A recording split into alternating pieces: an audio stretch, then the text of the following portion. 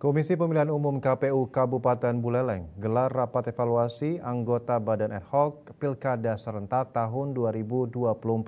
Selain mengevaluasi seluruh tahapan pilkada, juga dilakukan penggalian maupun identifikasi kendala yang dihadapi selama tahapan, termasuk keberhasilan dari pelaksanaan pilkada serentak di Kabupaten Buleleng. Salah satunya adalah tidak adanya gugatan ke Mahkamah Konstitusi (MK). KPU Buleleng kini masih menunggu buku registrasi perkara konstitusi (BRPK) serentak tahun 2024 di Kabupaten Buleleng, serta surat dari KPU Republik Indonesia.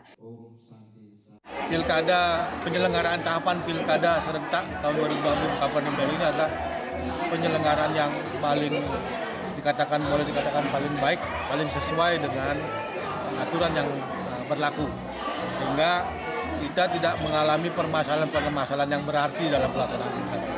Termasuk urusan logistik. Ia menyampaikan berdasarkan BRKP dari MK tersebut, KPU RI menyampaikan terkait ada tidaknya gugatan sengketa pilkada pada KPU se-Indonesia, termasuk KPU Buleleng yang teregistrasi di MK. Jika tidak ada, maka selambat-lambatnya 3 hari setelah surat KPU RI tentang BRPK diterima. KPU Kabupaten Kota yang tidak ada gugatan sengketa sudah dapat menetapkan pasangan calon paslon terpilih pada pilkada yang diselenggarakan. Pihaknya menunggu surat dari KPU RI untuk menetapkan paslon terpilih pada pilkada serentak di Kabupaten Buleleng. Yasri Yuli, Bali TV.